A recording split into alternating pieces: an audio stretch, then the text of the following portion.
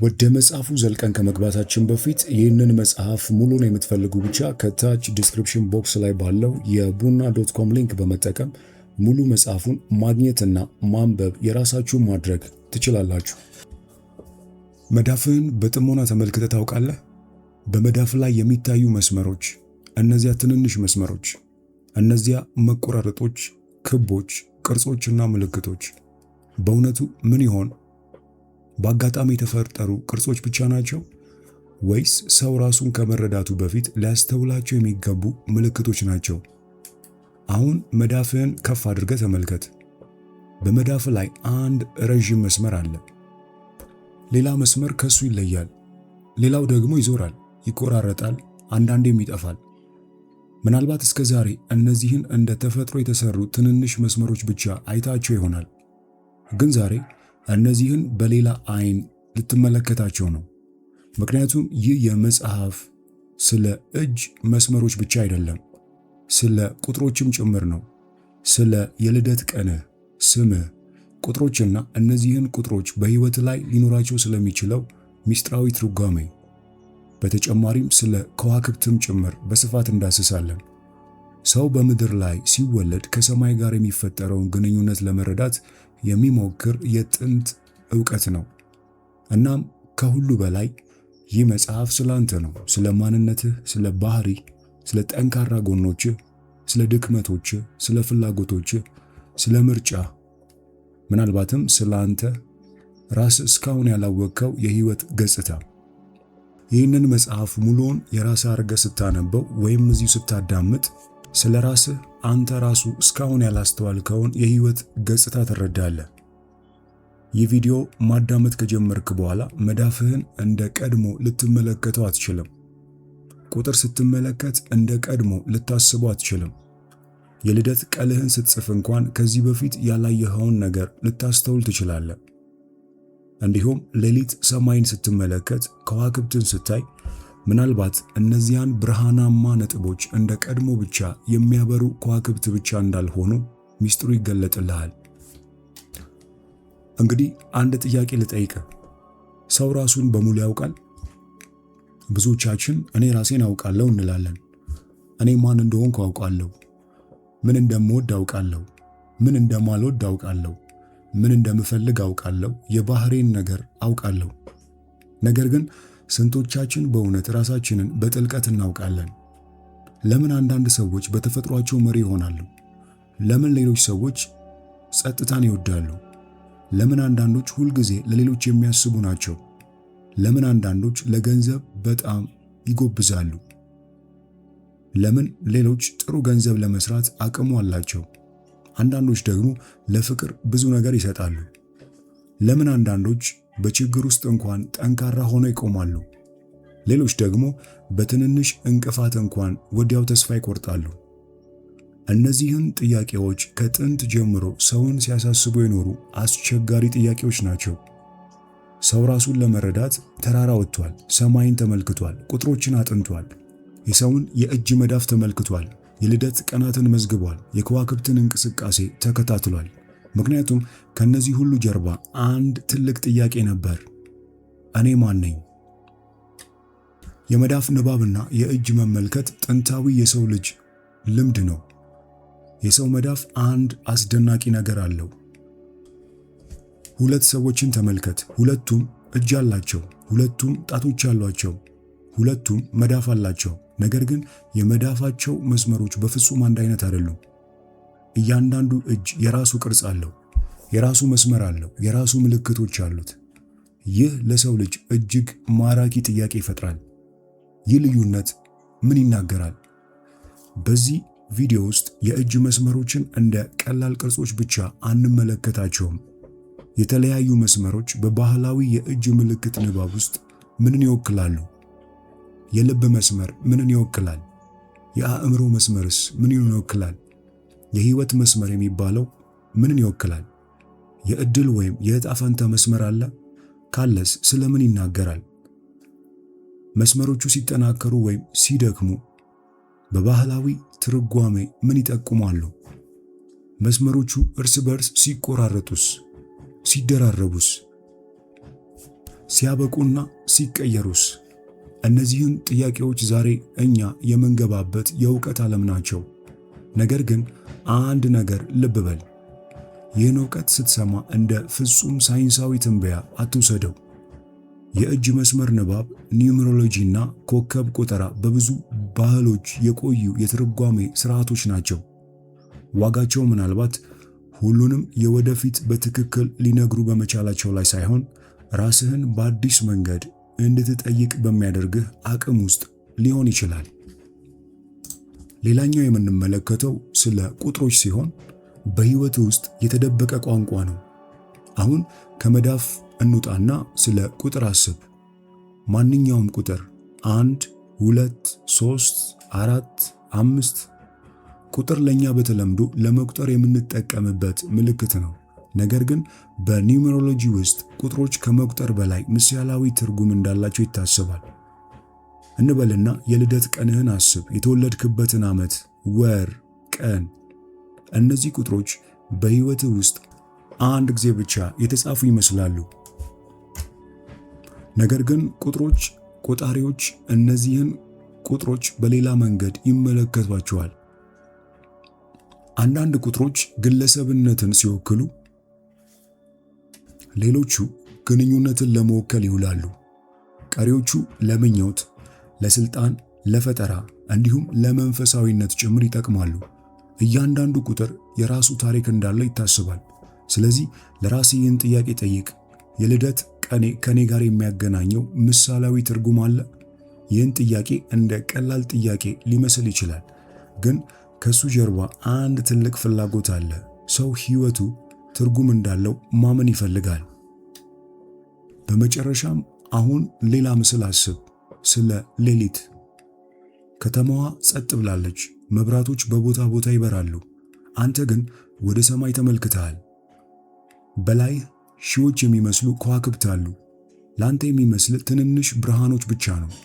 ጥንታዊ ሰዎች ግን በእነዚህ ብርሃኖች መካከል ቅርጾችን ያያሉ፣ ታሪኮችን ያያሉ፣ ምልክቶችን ያያሉ እና በሰማይ ላይ ያለውን እንቅስቃሴ ከምድር ላይ ካለው የሰው ልጅ ህይወት ጋር ለማገናኘት ሞክረዋል። ይህ ነው የኮከብ ቆጠራ ዓለም። እና እዚህ ላይ ሌላ ጥያቄ ይመጣል። የተወለድክበት ጊዜና የሰማይ አቀማመጥ በሰውነትህ ወይም በባህሪ ላይ ምሳሌያዊ ትርጉም አለው? ይህ መጽሐፍ ወደዚህ ጥያቄ በስፋት ይወስደናል። ግን ከሁሉም በላይ የሚያስገርመው ምንድን ነው? በመዳፍህ ቁጥሮች፣ የልደት ቀንህ፣ ሰማይ፣ እነዚህ ሁሉ በተለያዩ ጊዜያት ሰው ራሱን ለመረዳት ይጠቀምባቸው መስኮቶች ናቸው። ነገር ግን ዛሬ ከዚህ መጽሐፍ አንድ ነገር ሁል ጊዜ እንድታስታውስ ይደረጋል። ምልክቶች ዕጣ ፈንታዎች አይደሉም። አንድ ሰው ስላንተ አንድ ነገር ቢናገር ያ ማለት ያ ነገር የግድ ይፈጸማል ማለት አይደለም። ሰው ምርጫ አለው።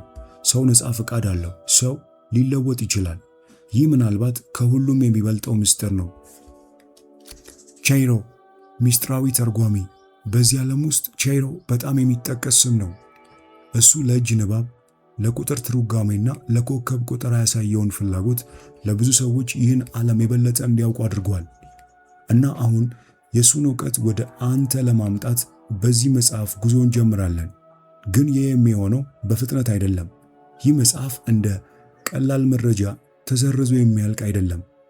በውስጡ ብዙ ጥያቄዎች አሉ፣ ብዙ ምልክቶች አሉ፣ ብዙ ትርጓሜዎች አሉ። ምናልባትም በአንተ በየቀኑ የምታየው ነገር በሌላ መንገድ እንድትመለከት ይረዳል። መዳፍህን እንደገና ተመልከት። በመዳፍ ላይ ያለውን ትልቁን መስመር ተመልከት። ወዴት ይሄዳል? የት ይጀምራል? የት ይቆማል? ሌሎች መስመሮች ይቆራረጣሉ ወይስ እስከ መጨረሻው ግልጽ ሆኖ ይቀጥላል? እስካሁን ያላስተዋልከው ምልክት አለ። ምናልባት በዚህ ቅጽበት እጅህን በተለየ መንገድ ትመለከታለህ። ነገር ግን እዚህ ላይ አንቁም፣ ምክንያቱም የእጅህን መስመር ብቻ ማየት አይበቃም። የእጅህን ቅርጽ መመልከት ይገባል። ጣቶችህን፣ ጥፍሮችህን፣ የመዳፍህን ቅርጽ፣ የተለያዩ ክፍሎችህን፣ በመዳፍ ላይ የሚታዩትን ልዩ ምልክቶች። በባህላዊ የእጅ ንባብ ውስጥ እያንዳንዱ ክፍል የራሱ ትርጓሜ ያለው። ይህም እጅህን እንደ ቀላል እጅ ሳይሆን እንደ አንድ የምልክት ካርታ እንድትመለከት ያደርግሃል። በመቀጠል ወደ ቁጥሮች እንሄዳለን። አንድ ቁጥርን አስብ። አንድ ብቻ ምን ያስታውስሃል? መጀመሪያ ነፃነት፣ አንድነት፣ አመራር። ከዚያ ደግሞ ቁጥር 2 ጥንድ፣ ግንኙነት፣ ሚዛን፣ ተቃራኒዎች። ከዚያን 3 ፈጠራ፣ መግለጫ፣ እንቅስቃሴ። እንዲሁም ቁጥሮች በተለያየ ምሳሌያዊ ትርጓሜ ይጓዛሉ። አንዳንድ ሰዎች ቁጥሮች በሕይወታቸው ላይ ተደጋግመው ሲታዩ ያስተውላሉ። በሰዓት፣ በቀን፣ በስልክ ቁጥር፣ በቤት ቁጥር፣ በልደት ቀን፣ በተለያዩ ቦታዎች። ከዚያም ይቀጥላል። ይህ ተራ አጋጣሚ ነው ወይስ ምልክት? ይህ ቪዲዮ ላንተ የግድ አንድ መልስ ለመስጠት አልመጣም። ይልቁኑ የጥያቄውን በር ይከፍትልሃል። አንተ ራስህ እንድትመረምር ያደርግሃል። የሰው ሕይወት በአጋጣሚ ብቻ ነው የሚኖረው? አንድ ሰው ዛሬ የሚያደርገው ምርጫ ነገ የሚኖረውን ሕይወት ሊቀይረው ይችላል። አንድ ቃል የሰውን ልብ ሊለውጥ ይችላል። አንድ ሰው የሚያገኘው ሰው የሕይወቱን አቅጣጫ ሊቀይር ይችላል። አንድ ውሳኔ አንድ ሙሉ ዓመት ሊለውጥ ይችላል። አንድ ልማድ አንድ ሙሉ ሕይወት ሊቀይር ይችላል። ስለዚህ ሕይወትህን ለመረዳት ሰው ሁል ጊዜ ምልክቶችን ይፈልጋል። ነገር ግን የምልክት ትርጓሜ ከምርጫ በላይ አይደለም። ምልክት ሊያስተምር ይችላል፣ ሊያስብ ይችላል፣ ራስህን እንድትጠይቅ ሊያደርግ ይችላል። ግን ሕይወትህን የምትመራው አንተ ነህ። ወደዚህ መጽሐፍ ዘልቀን ስንገባ ራስህን እንደምታይ አስብ። መስታወት ፊት ራስህን እንደሚያሳይ። በዚህ መጽሐፍ የምንነጋገራቸው ምልክቶች ውስጣዊ ጥያቄዎችህን እንድታይ ሊያግዙ ይችላሉ። ለምን ይህን መንገድ መረጥኩ? ለምን ይህን ሰው ወዳለሁ? ለምን ይህን ሥራ እፈልጋለሁ? ምን ነገር ያስፈላኛል? ምን ነበር የሚያበረታታኝ? ምን ነገር እንደማልችል ራሴን አሳምናለሁ? ምን ነገር ለመሆን እችላለሁና ሌሎች እውነተኛዎቹን ጥያቄዎች እንድትጠይቅ ያስችልሃል። ይህንን መጽሐፍ ስታደምጥ እያንዳንዱን ሐሳብ በማስተዋል ስማ። መዳፍህን አስተውል። የልደት ቀንህን አስብ። ቁጥሮችን ተመልከት። ሰማይን ተመልከት። ነገር ግን ከዚያ በኋላ ራስህን ተመልከት። ምክንያቱም ይህ ጉዞ በመጨረሻ ወደ አንድ ቦታ ይመራል፣ ወደ አንተ። በዚህ መጽሐፍ ውስጥ የተለያዩ የጥንታዊ ትርጓሜ ሥራዎችን እንገነባለን። የእጅ መዳፍን እንመለከታለን። ዋና ዋና መስመሮችን እንለያለን። የእጅ ቅርጽን እንመለከታለን። የጣቶችን ትርጓሜ እንፈታለን። በመዳፍ ላይ የሚታዩ ልዩ ምልክቶችን በስፋት እንወያያለን። ከዚያም ወደ ቁጥሮች እንሄዳለን። የቁጥሮችን ምሳሌያዊ ትርጓሜ እንመለከታለን። የልደት ቀንን ትርጓሜ በስፋት እናያለን። ቁጥሮች በስምና በሌሎች የሕይወት ነገሮች ላይ እንዴት ይገናኛሉ ተብሎ እንደሚታሰብ ሐሳቦችን እንፈትሻለን። ከዚያም ወደ ከዋክብት እንመለሳለን። የዞዳይክ ምልክቶች፣ ፕላኔቶች፣ የልደት ጊዜ፣ የሰማይ አቀማመጥና እነዚህ ባህላዊ ኮከብ ቁጠራ ውስጥ ከሰው ባህሪ ጋር እንዴት እንደሚገናኙ የሚታሰብበትን መንገድ አንድ በአንድ እንበረብራለን። እያንዳንዱን ክፍል አንድ አዲስ በር ይከፍትልሃል። ነገር ግን እዚህ ጋር አንድ ምስጢር አለ። ሰዎች ስለ ወደፊታቸው ለማወቅ ምልክቶችን ይፈልጋሉ። ምን ይደርስብኛል? መቼ ሀብታም እሆናለሁ? ፍቅር መቼ ይመጣል? ስራዬ ይሳካ ይሆን? የትኛው መንገድ ይሻለኛል? እነዚህ የሰው ልጅ የዘላለም ጥያቄዎች ናቸው። ግን ምናልባት የተሳሳተውን ጥያቄ እየጠየቀን ነው። ምን ይደርስብኛል ከማለት ይልቅ ምን እችላለሁ? የኔ ዕጣ ምንድነው ከማለት ይልቅ የኔ ምርጫ ምንድነው? ወደፊት ምን ይሆናል ከማለት ይልቅ ዛሬ ምን ማድረግ እችላለሁ? ይህ ነው የዚህ ጉዞ የተደበቀ ትምህርት። ምልክቶችን አንብብ፣ ግን ሕይወትህን አንተ ጻፍ። ምናልባት በእጅ ላይ አንድ ምልክት አለ። ምናልባት ቁጥርህ አንድ ልዩ ትርጓሜ ይኖረዋል። ምናልባት የልደት ጊዜ በኮከብ ቆጠራ ውስጥ አንድ ልዩ ትርጓሜ ይሰጥ ይሆናል። ግን ያ ሁሉ አንተን ለመግለጽ የሚረዳ ቋንቋ ብቻ እንደሆነ አስብ። አንተ ከምልክት በላይ ነህ፣ ከቁጥር በላይ ነህ፣ ከዞዳይክ ምልክት በላይ ነህ፣ ከእጅ መስመሮች በላይ ነህ። አንተ ምርጫ ያለ ሰው ነህ። ይህንን መርሳት አይኖርብህም። ስለዚህ መጽሐፍ መግቢያ ይህን ያልካልን እንግዲህ ጉዟችን አሁን ይጀምራል። በሚቀጥሉት ሰዓታት ውስጥ መዳፍህን እንመለከታለን። ቁጥሮችን በመቀጠል እናያለን። ሰማይን እንመለከታለን እና በእነዚህ 3 የቆዩ የእውቀት መንገዶች ውስጥ የተሰበሰበውን የሰው ልጅ ራስን የመረዳት ፍላጎት እንፈትሻለን። መዳፍህ አንድ ታሪክ እንደሚናገር ተመልከት። ቁጥሮች አንድ ቋንቋ እንደሚናገሩ ታስተውላለህ።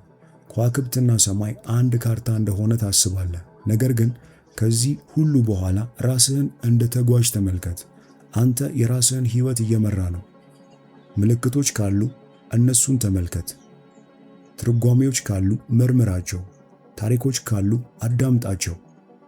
ግን ውሳኔህን በጥበብ አድርግ። ምክንያቱም የሰው ልጅ ትልቁ ኃይል ምናልባትም በእጁ መስመር ውስጥ ብቻ አይደለም፣ በቁጥሩ ውስጥ ብቻ አይደለም፣ በከዋክብቱ ውስጥ ብቻ አይደለም፣ በሚያደርገው ምርጫ ውስጥ ነው። እና አሁን ምቹ ቦታ ያዝ። ዓይንህን ጨፍን። ትንፋሽህን በቀስታ ተንፍስ። መዳፍህን አስብ። የልደት ቀንህን አስብ። በሰማይ ላይ የሚበሩትን ከዋክብት አስብ። ራስህን አንድ ጥያቄ ጠይቅ። ስለ ራሴ እስካሁን ያላወቅኩት ምን አለ? ምናልባት መልሱ በዚህ መጽሐፍ ውስጥ አለ። ምናልባት በእጅ ውስጥ የሚታይ ምልክት ነው። ምናልባት በቁጥር ውስጥ፣ ምናልባትም በሰማይ ላይ ባሉ ከዋክብት ታሪክ ውስጥ፣ ወይም መልሱ ከነዚህ ሁሉ በላይ በውስጥህ እየጠበቀ ነው። ይህ ቪዲዮ የሚጀምረው ከዚህ ጥያቄ ነው እና ከዚህ ቅጽበት ጀምሮ መዳፍህን በአዲስ መንገድ ትመለከታለህ። ቁጥሮችን በአዲስ መንገድ ታስባለህ። ሰማይን በአዲስ መንገድ መመልከት ትጀምራለህ። ምናልባትም ራስህን በአዲስ መንገድ ታያለህ። እንግዲህ የሚስጥሩን በር እንክፈት። የእጅ መስመሮች፣ የቁጥሮች ሚስጥር፣ የከዋክብት ትርጓሜና የሰው ልጅ ራሱን ለመረዳት የሚያደርገው ዘላለማዊ ፍለጋ። የጉዟችን መጀመሪያ ይህ ነው። እንጀምር።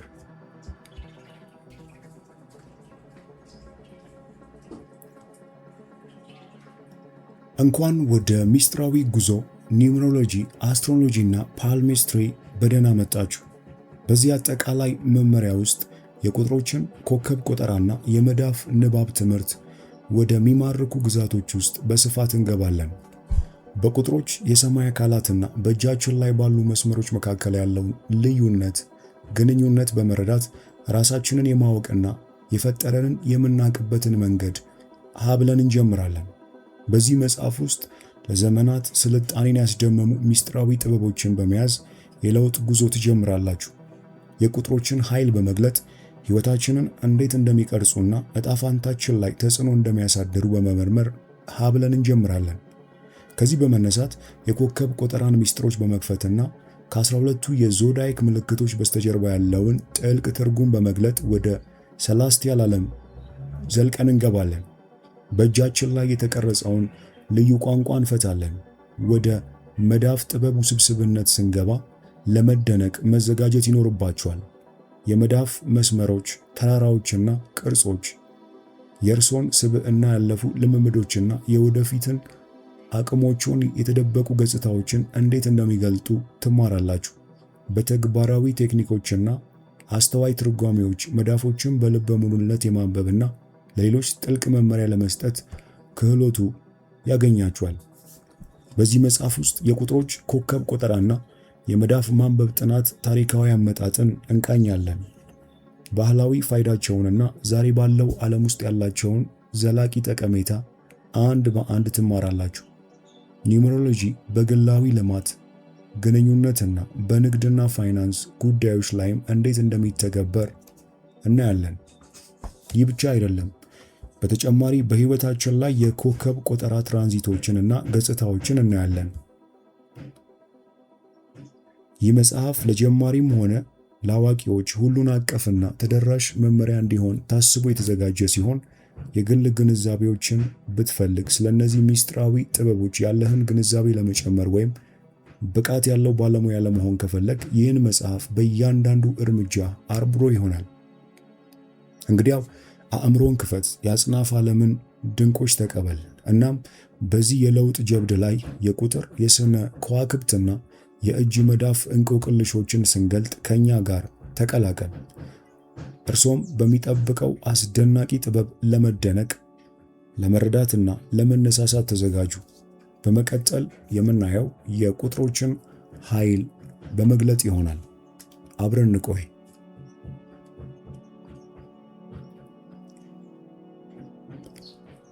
የቁጥሮች ኃይል። ቁጥሮች እንደ መለኮታዊ ሥርዓትና የአጽናፈ ሰማይ ጠቀሜታ ምልክቶች ተደርገው ይወሰዳሉ። በዚህ ምዕራፍ ቁጥሮች የሚይዙት ጥልቅ ኃይልና ሕይወታችንን እንዴት እንደሚቀርጹ እንመረምራለን።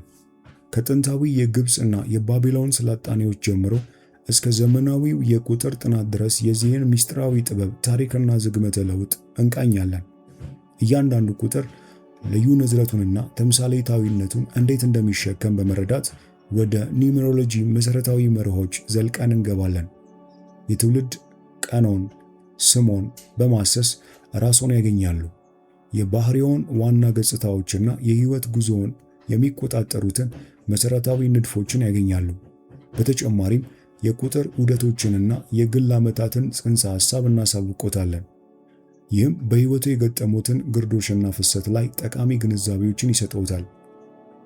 በዙሪያ ያሉትን የቁጥር ተጽዕኖዎች በመረዳት በመረጃ ላይ የተመሠረተ ውሳኔ ለማድረግ ዕድሎችን ለመጠቀምና የሚከሰቱ ተግዳሮቶችን ለመምራት በተሻለ ሁኔታ ትዘጋጃላችሁ። ቁጥሮች የሚያሳዩትን አስገራሚ ተመሳሳይነትና ድብቅ ትርጉሞች ለመመስከር አንድ በአንድ እናያለን። ወደ ኒውሜሮሎጂ ዓለም በጥልቀት ስንመረምር ስለ ራስህና ስለ አጽናፈ ዓለም ትስስር ጥልቅ ግንዛቤ ይኖርሃል። የቁጥሮች ኃይልን ለመልገጥ እየጠበቅክ ነው። ይህ ምዕራፍ ወደዚህ ያልተለመደ ግዛት መግቢያ ቁልፍ ነው። በቁጥር ጥናት ላይ ያሉ አመለካከቶችና የቁጥሮች ጠቀሜታ በተለያዩ ሃይማኖታዊ ጽሑፎች፣ መጽሐፍ ቅዱስና ቁርአንን ይታያሉ። አንዳንድ ምንባቦች በተዘዋዋሪ የቁጥር ምልክቶችን ወይም ፓተርኖችን ሲጠቅሱ የእነዚህ ማጣቀሻዎች አተረጓጎም በሊቃውንትና በሃይማኖታዊ ወጎች ሊለያይ እንደሚችል ልብ ሊባል ይገባል። በመጽሐፍ ቅዱስ ውስጥ ቁጥሮች ብዙውን ጊዜ ምሳሌያዊ በሆነ መንገድ ጥቅም ላይ ይውላሉ። የተወሰኑ ትርጉሞችን ይይዛሉ። ለምሳሌ ቁጥር 7 እንደ ቅዱስ ቁጥር ተደርጎ ይቆጠራል፣ እናም ሙሉነትንና ፍጹምነትን ይወክላል። እግዚአብሔር በ7 ቀናት ውስጥ ነው ዓለምን የፈጠረው። በታላቁ የጥፋት ውሃ 40 ቀንና ሌሊት ወይም ኢየሱስ በምድረ በዳ ባደረገው 40 ቀን ጾም እንደታየው 40 ቁጥር ከፈተና ወይም ከመንጻት ጊዜ ጋር የተያያዘ ነው። በተጨማሪም መጽሐፍ ቅዱስ ምሳሌያዊ ትርጉም ያላቸውን የተወሰኑ ቁጥሮች ምሳሌዎችን ይዟል። ለምሳሌ ቁጥር 12 ከ12 የእስራኤል ነገዶችና ከ12ቱ ሐዋርያት ጋር የተያያዘ ነው። ቁጥር 3 ብዙውን ጊዜ እንደ ቅድስት ሥላሴ ያሉ መለኮታዊ ሙላትን ወይም አንድነትን ሲወክል ይታያል። ቁርአንን በተመለከተ ቁጥሮችንና ጠቃሚነታቸውንና ማጣቀሻቸውንም ይዟል። ሆኖም ከመጽሐፍ ቅዱስ ጋር በሚመሳሰል መልኩ የእነዚህ ማጣቀሻዎች ትርጓሜ ሊለያይ ይችላል። ለምሳሌ 19 ቁጥር በቁርአን ውስጥ የተጠቀሰው የእግዚአብሔር ታምራዊ ንድፍ ምልክት ጋር በተያያዘ ነው። ሲኦልን የሚጠብቁት መላእክቶች ቁጥር ነው ተብሏል። አንዳንድ ምሁራን ቁጥር 19 ተምሳሌታዊ ጠቀሜታ እንዳለውና ከመለኮታዊ ሥርዓትና መዋቅር ጋር የተያያዘ እንደሆነ ያምናሉ። ኒውሜሮሎጂ ማለትም የቁጥር ጥናት ለቁጥሮች የተለየ ትርጉም የሚሰጥ ሥርዓት በሃይማኖታዊ ቅዱስ መጽሐፍ ውስጥ በግልጽ ያልተደገፈ ወይም ያልተወገዘ መሆኑን ልብ ሊባል ይገባል። በሃይማኖታዊ ጽሑፎች ውስጥ የቁጥሮች አተረጓጎምና አጠቃቀም በትምህርቶቹና በትረካዎቹ አውድ ውስጥ ተምሳሌታዊና ዘይቤያዊ ጠቀሜታ ላይ ያተኩራል። የተለያዩ ሃይማኖታዊ ወጎች ከቁጥሮች ጋር የተያያዙ የራሳቸውን ትርጓሜና ልምዶች ሊኖራቸው ይችላል። ነገር ግን ጥቅም ላይ እየዋሉበት ያለው ልዩ ሃይማኖታዊና ባህላዊ አውድ በማክበር እንደነዚህ ያሉትን ልምዶች መቅረብ አስፈላጊ ነው። በአጠቃላይ የሃይማኖት ጽሑፎች የቁጥሮችን ማጣቀሻዎችና ተምሳሌታዊ ጠቀሜታዎችን ሊይዙ ቢችሉም የተለያየ የቁጥሮች ልምምድና ምስጢራዊ ጥበብ በግልጽ እንደተነገረ ወይም ተቀባይነት የለውም አይልም። የቁጥር ተምሳሌትነት ትርጓሜዎችና የቁጥሮች አስፈላጊነት በተለያዩ የሃይማኖት ሊቃውንትና ወጎች ሊለያዩ ይችላሉ። የቁጥር ጥናት ኒውሜሮሎጂ እያንዳንዱ ቁጥር ልዩ የሆነ ንዝረትና ተምሳሌያዊነት እንዳለው በማመን በዚህ ላይ የተመሰረተ ነው። እነዚህን ገጽታዎች በመመርመር ስለ ራሳችንና የሕይወታችን ጉዞ ግንዛቤዎችን ማግኘት እንችላለን። አንዳንድ መሠረታዊ የቁጥሮች መርሆች እዚህ አሉ። አንደኛ፣ ነጠላ አሃዝ ቁጥሮች። በኒውሜሮሎጂ ውስጥ ባሉ አንድ አሃዝ ቁጥሮች ከ1 እስከ 9 ያሉትን ቁጥሮች ያመለክታል። እያንዳንዱም የራሱን የተለየ ጉልበትና ተምሳሌያዊነት ይይዛል። ከእያንዳንዱ ነጠላ አሃዝ ቁጥር ጋር የተቆራኙትን ባህሪያት አጠቃላይ እይታ በመቀጠል እናይ። 1 ቁጥር ነፃነት፣ መሪነት፣ ግለሰባዊነት፣ በራስ መተማመን፣ ምኞት፣ ድፍረትና ቆራጥነትን ይወክላል። ቁጥር 1 አዲስ ጅምርን፣ መንፈስንና ፈጠራን ይወክላል። 2 ቁጥር ትብብር፣ ስምምነት፣ ሚዛን፣ ዲፕሎማሲና ስሜታዊነትን ይወክላል። ሽርክናን፣ ግንኙነትንና የህይወት ትብብርንና ሚዛንን ያመለክታል። ቁጥር 3 ፈጠራ፣ ራስን መግለጽ፣ ደስታ፣ ብሩህ አመለካከትና ማህበራዊ መስተጋብርን ይወክላል። ቁጥር 3 ግንኙነት፣ ጥበባዊ ተሰጥኦዎች፣ አዎንታዊነትና ንቁ የህይወት አቀራረብን ይወክላል። 4 ቁጥር መረጋጋት፣ ተግባራዊነት፣ ጠንክሮ መስራት፣ መደራጀትና ተግሳጽን ሲወክል፣ በአጭሩ ቁጥር 4 ጠንካራ መሰረትን በመገንባት አስተማማኝ መሆንና ለዝርዝሮች ትኩረት መስጠትን ያመለክታል። 4 አቅጣጫ፣ 4 ማዕዘንና መስቀል ምሳሌ መሆን ይችላሉ። 5 ቁጥር ነፃነት፣ ጀብዱ፣ መላመድ፣ ለውጥና ሁለገብነትን ይወክላል። ቁጥር 5 የመመርመርን፣ አዳዲስ ነገሮችን የመላመድን፣ ልዩነትንና ለውጥን የመቀበል ፍላጎትን ይወክላል። ቁጥር 6 ስምምነት፣ ኃላፊነት፣ እንክብካቤ፣ ርህራሄና አገልግሎትን ይወክላል። ቁጥር 6 ፍቅርን፣ ቤተሰብን፣ ማህበረሰብንና የተስማሙ ግንኙነቶችንና ሚዛናዊ የአኗኗር ዘይቤን በመፍጠር ላይ ትኩረትን ያደርጋል። ቁጥር 7 መንፈሳዊነት፣ ጥበብ፣ ትንተና፣ ብቸኝነትን ይወክላል። ቁጥር 7 ከውስጣዊ ዕውቀት፣ መንፈሳዊነትና የህይወት ሚስጥሮችን ለመረዳት የሚደረግን ጥልቅ ግንኙነት ይወክላል። 8 ቁጥር መትረፍረፍ፣ ስኬት፣ ስልጣን፣ ባለጠግነትን ይወክላል። ቁጥር 8 የፋይናንሻል እና የቁሳዊ ብዛትን፣ የንግድ ችሎታንና ግቦችንና ምኞቶችን የማሳየት ችሎታን ያመለክታል። የመጨረሻው ቁጥር 9 ርህራሄ፣ ሰብአዊነት፣ ፍጻሜንና መንፈሳዊ ጥበብን ይወክላል። ቁጥር 9 ዓለም አቀፋዊ ፍቅርን፣ ራስን መካድ፣ ለበለጠ በጎ ነገር ለማበርከት ያለውን ፍላጎት ያሳያል። እንዲሁም የዑደት መጨረሻንና የመንፈሳዊ እድገትንና የመለወጥ አቅምን ያመለክታል። በተጨማሪም ማስተር ቁጥሮች 11፣ 22፣ 33 በተጠናከረ ኃይላቸውና ለመንፈሳዊ እድገትና መገለጥ እምቅ በመሆናቸው በቁጥር ጥናት ውስጥ የተለዩ ተደርገው ይወሰዳሉ።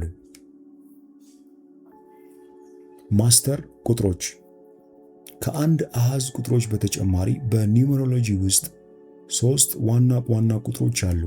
11፣ 22፣ 33። እነዚህ ቁጥሮች የተጠናከረ ንዝረት አላቸው እናም በጣም ጉልህ እንደሆኑ ይቆጠራሉ። የማስተር ቁጥሮች ከመንፈሳዊ እድገት መገለጥና የላቁ ሐሳቦችን መገለጫ ጋር የተገናኙ ናቸው። በተወለዱበት ቀን ወይም በስማቸው ዋና ቁጥሮች ያላቸው ግለሰቦች ብዙውን ጊዜ ልዩ ስጦታዎችና ጠንካራ የዓላማ ጽናት ያላቸው ናቸው። 11 ቁጥር ተጽዕኖ ፈጣሪ፣ 22 ቁጥር ፈጣሪዎችና ገንቢዎች፣ 33 ቁጥር ዓለም አቀፍ አስተማሪዎች። የልደት ቀን ትንተና። ኒውመሮሎጂ የልደት ቀኖን አስፈላጊነት በየራሳቸው ክፍሎች በመከፋፈልና ትርጉማቸውን በመተርጎም ይመረምራል። ለምሳሌ ያንተ የህይወት ጎዳና ቁጥር የተገኘው የልደት ቀንህን አሃዞች በመደመርና ወደ አንድ አሃዝ ወይም ዋና ቁጥር በማውረድ ነው። 11፣ 22፣ 33 ግን ወደ አንድ አሃዝ ቁጥር እንደማይወርዱ ልብ ማለት ያስፈልጋል፣ ምክንያቱም ማስተር ቁጥሮች ስለሆኑ። ይህ የህይወት መንገድ ቁጥር ዋናውን የባህሪ መገለጫውን፣ የህይወት ዓላማንና ለመራመድ የታቀዱትን መንገድ ይወክላል። በልደት ቀን በቁጥር ጥናት ውስጥ የአንድ ሰው የትውልድ ቀን ክፍልፍሎችን በመከፋፈል ስለ ባህሪ፣ የህይወት ዓላማና ሊሄድበት ስላለው መንገድ ግንዛቤን ለማግኘት ያካትታል። የልደት ቀን ትንተና እንዴት እንደሚሰራ በመቀጠል እንይ። አንደኛ ደረጃ ቁጥር የህይወት ጎዳና ቁጥር ወይም ላይፍ ፓዝ ነምበር። የልደት ቀን ትንተና ቁልፍ ከሆኑ ነገሮች አንዱ የህይወት ጎዳና ቁጥር መወሰን ነው። የህይወት ጎዳና ቁጥር የሚሰላው የልደት ቀን፣ ወርና ዓመት መቀየር ልብ ማለት ያስፈልጋል በፈረንጆቹ አቆጣጠር። ከዛ ሁሉንም አሃዞች በመደመርና ወደ አንድ አሃዝ በማምጣት ወይም ወደ ማስተር ቁጥር 11፣ 22 ወይም 33 በማምጣት ነው። ለምሳሌ አንድ ሰው በሴፕቴምበር 15 1999 ከተወለደ ስሌቱ እንደሚከተለው ይሆናል። ሴፕቴምበር 9ኛ ወር ነው። 9 ሲደመር 1 ሲደመር 5 ሲደመር 1 ሲደመር 9 ሲደመር 0 ይሆናል 34። 3 ሲደመር 4 ይሆናል 7። ድምሩ 11 22 ወይም 33 ቢሆን ኖሮ ወደ አንድ አሃዝ አይቀየርም ነበር። ማስተር ቁጥር ወደ አንድ አሃዝ አይቀየርም እንዳለ እንደዛ ነው የሚጠበቀው። በዚህ ሁኔታ የህይወት መንገድ ቁጥር 7 ይሆናል ማለት ነው። የህይወት መንገድ ቁጥር የግለሰቡን ዋና የባህሪ መገለጫዎች፣ ተፈጥሯዊ ችሎታዎችና በዚህ የህይወት ዘመን ውስጥ ለመማር የታቀዱ ትምህርቶችን ይወክላል። ስለ ህይወታቸው ዓላማና ሊከተሉት ስለታሰቡት መንገድ ጠቃሚ ግንዛቤን ይሰጣል። ሁለተኛ ደረጃ ቁጥሮች የስም ትንተና። ከህይወት መንገድ ቁጥር በተጨማሪ ከሙሉ ስም የተገኙ ሌሎች ጉልህ ቁጥሮችን መመርመርን ሊያካትት ይችላል። እነዚህ ቁጥሮች የመግለጫ ቁጥር፣ የነፍስ መሻት ቁጥርና የስብዕና ቁጥር ስለ አንድ ሰው የተለያዩ የህይወት ገጽታዎች ተጨማሪ ግንዛቤዎችን ሊሰጡ ይችላሉ። ሶስቱም ሁለተኛ ደረጃ ቁጥሮች የመግለጫ ቁጥር፣ የነፍስ መሻት ቁጥር፣ የስብዕና ቁጥር የሚሰሉት ከሙሉ ስም ነው። የስም ትንተና ኒውሜሮሎጂ ለእያንዳንዱ የፊደል ሆሄያት አሃዝ እሴቶችን ይመድባል እና ከስሞች ጋር የተያያዙ ንዝረቶችንና ምልክቶችን ይተነትናል። ስሙን ወደ ቁጥሮች በመቀየርና ትርጓሜያቸውን በመተርጎም ስለ እርሶ ስብዕና፣ ችሎታዎችና ተግዳሮቶች ግንዛቤዎችን ማግኘት ይችላሉ። እንደ የፓይታጎረስ ስርዓት ወይም የከላዲያን ስርዓት ያሉ የተለያዩ የስም ትንተና ዘዴዎችን የተለያዩ ትርጓሜዎችን ሊሰጡ ይችላሉ። የስም ቁጥርን መተርጎም የስም ቁጥርን ከተሰላ በኋላ የግለሰቡን ስብዕናና ባህሪያት ግንዛቤ ለማግኘት ይተረጎማል። የተለያዩ የቁጥር ተመራማሪዎች የራሳቸውን ትርጓሜ ሊኖራቸው ይችላል፣ ነገር ግን አንዳንድ አጠቃላይ ትርጓሜዎች አሉ። ቁጥር 1 የአመራር ባህሪያት፣ ነፃነት፣ ምኞትና ግለሰባዊነት። ቁጥር 2 ዲፕሎማሲያዊ ትብብር፣ ስምምነትና ስሜታዊነት። ቁጥር 3 ፈጠራ፣ ራስን መግለጽ፣ ማህበራዊ መስተጋብርና ብሩህ ተስፋ። ቁጥር 4 ተግባራዊነት፣ መደራጀት፣ ጠንክሮ መስራትና መረጋጋት። ቁጥር 5 መላመድ፣ ነፃነት፣ ሁለገብነትና ጀብዱ። ቁጥር 6 ማሳደግ፣ ኃላፊነት፣ ስምምነትና ለቤተሰብና ማህበረሰብ ፍቅር። ቁጥር 7 ወደ ውስጥ መግባት፣ መንፈሳዊነት፣ ጥበብና ትንታኔያዊ አስተሳሰብ። ቁጥር 8 ምኞት፣ ስኬት፣ ቁሳዊ ሀብትና የመገለጥ ችሎታዎች። ቁጥር 9 ርህራሄ፣ ሰብአዊነት፣ መንፈሳዊ ጥበብና ማጠናቀቅ። የመግለጫ ቁጥር ኤክስፕሬሽን ነምበር። የመግለጫ ቁጥር ማለት እርስዎ ለሰዎች ባህሪውን የሚገልጹበት መንገድ ነው። የመግለጫ ቁጥሩ የሚሰላው ሙሉ የልደት ስምን ከነ አያት በእንግሊዝኛ በመጻፍና ወደ ቁጥሮች በመቀየርና በመደመር ነው። የግለሰቡን ተፈጥሯዊ ተሰጥኦዎች፣ ችሎታዎችና በዓለም ውስጥ እንዴት እንደሚገለጹ ያሳያል። የነፍስ መሻት ቁጥር። የነፍስ መሻት ቁጥር በትውልድ ስም ከሚገኙ አናባቢዎች ቫውልስ የተገኘ ነው። እሱ የግለሰቡን ውስጣዊ ፍላጎቶችና በእውነት በነፍስ ደረጃ የሚያነሳሳውን ነገሮች ይወክላል። ሌላኛው የስብዕና ቁጥር ወይም ፐርሶናሊቲ ነምበር ሲሆን የስብዕና ቁጥሩ የሚሰላው በልደት ስም ውስጥ ያሉትን ተነባቢዎች ኮንሶናንት በመጠቀም ነው። እሱ ውጫዊውን ስብዕናና ሰውየው በሌሎች ሰዎች እንዴት እንደሚታይ ያሳያል። እነዚህን የበለጠ ለመረዳት አንድ በአንድ ምሳሌዎች በመጽሐፉ ስላሉ መጽሐፉን አግኝታችሁ የእናንተንም እንድትሰሩ እንዲሁም የበለጠ ስለ ራሳችሁና ስለ ቁጥራችሁ በደንብ ማወቅ ትችላላችሁ። መጽሐፉ ላይ አንድ በአንድ ምሳሌዎች ስላሉ የግል ዓመት ዑደቶች። የቁጥር ጥራት ኒውመሮሎጂ የግል ዓመት ዑደቶችን ጽንሰ ሐሳብ ይገነባል። እነዚህም የልደት ቀኑንና የአሁኑን ዓመት አንድ ላይ በመደመር ነው የሚገኘው። እነዚህ ዑደቶች በአንድ ዓመት ውስጥ ሊያጋጥሟቸው የሚችሉትን ኃይለኛ ጭብጦችና ዕድሎች ያሳያሉ። እያንዳንዱ የግል ዓመት የራሱ የሆነ ንዝረት አለውና በእርሶ ተሞክሮዎች፣ እድገቶችና የህይወት ትምህርቶች ላይ ተጽዕኖ ያሳድራል። የግል ዓመት ዑደት እንዴት እንደሚሰራ እንመልከት። የግል ዓመት ቁጥሮን ለማስላት የልደት ቀኖን ቀንና ወር አሁን ባለው ዓመተ ምህረት እንደ ፈረንጆቹ መደመር።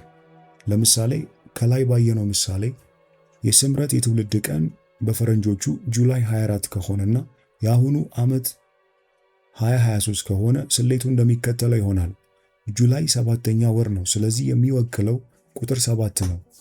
7 ሲደመር 2 ሲደመር 4 ሲደመር 2 ሲደመር 0 ሲደመር 2 ሲደመር 3 ይሆናል 20። 2 ሲደመር 0 2። በዚህ ሁኔታ የስምረት የግል ዓመት ቁጥር 2 ይሆናል። 2023 ዓመተ ምህረት የትብብር ግንኙነትና ሚዛን የማግኘት ዓመቷ ነው። በተለያዩ የህይወት ዘርፎች በትብብርና በስምምነት ላይ የምታተኩርበት ጊዜ ነው። በምሳሌው መሰረት የእርሶም የግል ዓመት አስልተው ከታች ባለው መተርጎሚያ ይተርጉሙት።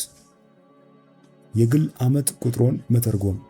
የግል ዓመት ቁጥሮን ካሰሉ በኋላ ትርጉሙንና ከሱ ጋር የተያያዙ ኃይሎችን መተርጎም ይችላሉ። እያንዳንዱ የግል ዓመት ቁጥር የራሱ የሆነ ንዝረት አለው። በዚህ ዓመት ውስጥ ሊመጡ የሚችሉትን ልምዶች፣ ዕድሎች ላይ ተጽዕኖ ያደርጋል። ከእያንዳንዱ የግል ዓመት ቁጥር ጋር የተቆራኙትን ትርጉሞች አጠቃላይ እይታ እንመልከት። የግል ዓመት 1 አዲስ ጅምር፣ ዕድሎችና የግል እድገት ዓመት ተነሳሽነት ለመውሰድ ራስህን የምታረጋግጥበትና ለወደፊት ስኬት መሰረት የምትጥልበት ጊዜ። የግል ዓመት 2 የትብብር ግንኙነት ሚዛን የማግኘት ዓመት፣ በተለያዩ የህይወት ዘርፎች በትብብርና ስምምነት ላይ የምታተኩርበት ጊዜ። ግላዊ ዓመት 3 ፈጠራ፣ ራስን መግለጽ፣ ማህበራዊ መስተጋብር፣ የጥበብ ተሰጥኦችን የምትቀበልበት፣ በግልጽ የምትግባባበትና አስደሳች በሆኑ የህይወት ጉዳዮች የምትደሰትበት ጊዜ። ግላዊ ዓመት 4 ትጉ ሥራ፣ ተግሳጽና መሰረት የሚጣልበት ዓመት ነው። መረጋጋት ለመመስረት ለዝርዝሮች ትኩረት የምትሰጥበትና ወደ ግቦች ለመድረስ በትጋት የምትሰራበት ጊዜ ነው። ግላዊ ዓመት 5 የለውጥ ጀብዱና የነጻነት ዓመት ነው። ይህም ማለት አዳዲስ ልምዶችን የምትቀበልበት፣ የተለያዩ መንገዶችን የምትቃኝበት፣ ያልተጠበቁ ዕድሎችንና ፈተናዎችን የምትለማመድበት ጊዜ ነው።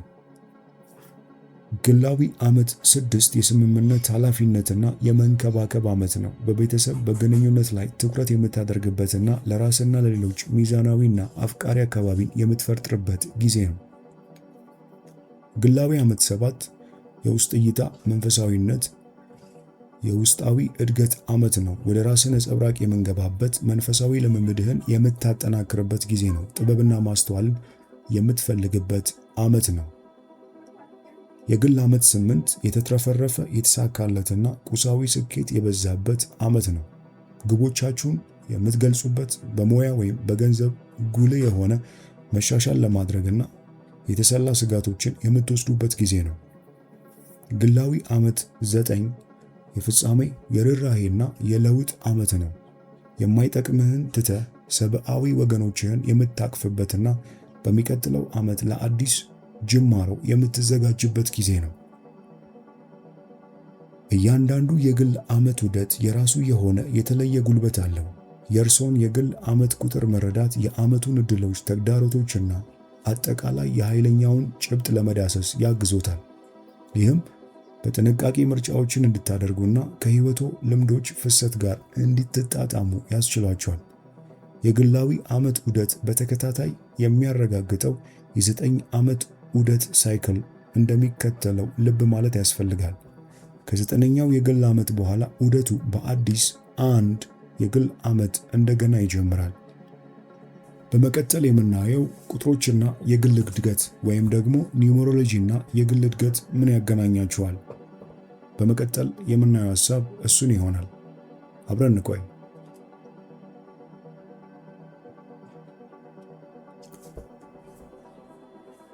ኒውመሮሎጂ እና የግል እድገት ወይም ቁጥሮችና የግል እድገት።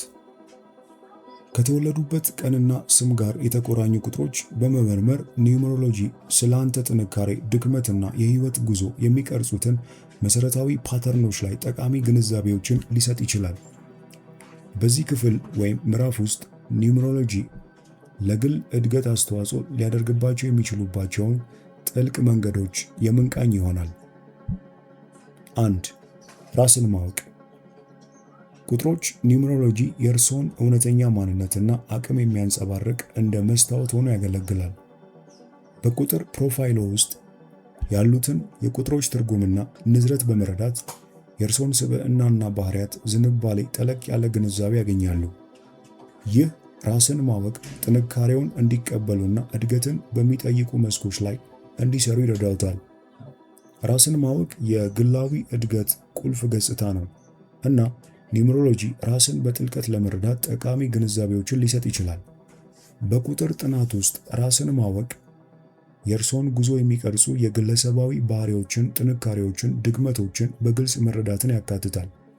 የእርስዎን እውነተኛ ማንነትና አቅም ማወቅና መቀበልን ያካትታል።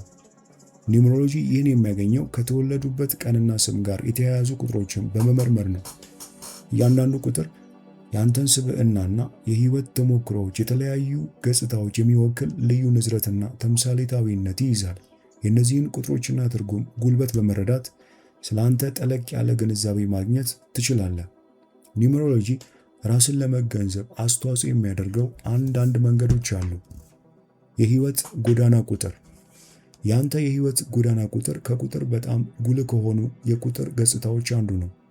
ከተወለድክበት ቀን የተገኘና የህይወትህን ዓላማና ልትከተለው የምትፈልገውን መንገድ ይወክላል። የአንተን የህይወት ጎዳና ቁጥር መረዳት ስለ ተሰጥኦ፣ ችሎታ፣ የህይወት ዋና ጭብጥ ግልጽነት እንድታገኝ ይረዳሃል። ድርጊቶችና ምርጫዎች ከእውነተኛ ዓላማ ጋር በማጣጣም ረገድ ሊመራ ይችላል። የስብዕና ባህሪያት። ኒውመሮሎጂ ከስም ጋር የተያያዙትን ቁጥሮች በመመርመር ስለ ማንነትህ ባህሪያት ግንዛቤ ይሰጣል። በስም ውስጥ ያለውን እያንዳንዱ ፊደል ከአንድ የተወሰነ ቁጥር ጋር ይዛመዳል። እነዚህ ቁጥሮች በባህሪ ላይ ተጽዕኖ የሚያሳድሩ ንዝረቶችን ይይዛሉ።